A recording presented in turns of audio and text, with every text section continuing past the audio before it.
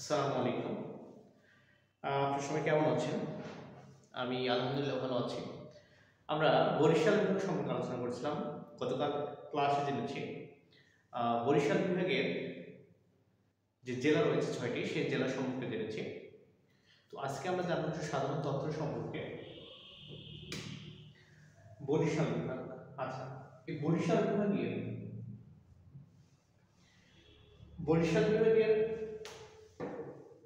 আয়তনে আয়তনে বড় জেলা ভোলা। ঠিক আছে, ভোলা জেলা সবচেয়ে বড় বরিশাল বিভাগের মধ্যে, এবং আয়তনে ছোট জেলা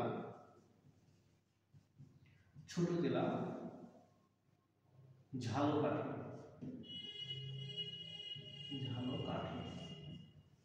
ঠিক আছে, আয়তনে ছোট জেলা ঝালকাঠি। এই বরিশালে একটা নদী আছে কীর্তনখোলা।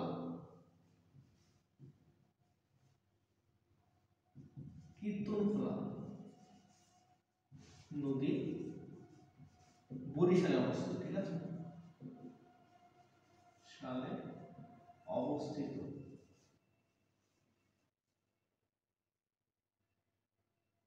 ঠিক আছে, অবস্থিত কীর্তনখোলা নদী, এটা মনে রাখবেন। বরিশাল বিভাগে কীর্তনখোলা নদী রয়েছে, আরো নদী রয়েছে, ওইটা হচ্ছে ফেমাস। এবং বরিশাল বিভাগের সিটি কর্পোরেশন রয়েছে একটি। বরিশাল বিভাগের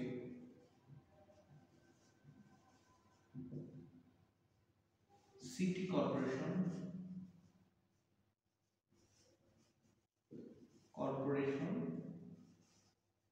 একটি। সেটা কি? সেটা হচ্ছে বরিশাল সিটি কর্পোরেশন। হচ্ছে বরিশাল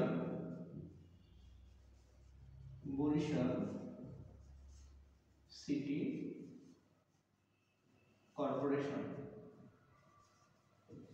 বাংলাদেশে সিটি কর্পোরেশন মোট 12টি, এগুলো আমরা আলোচনা করেছিলাম। সিটি কর্পোরেশন রয়েছে 12টি।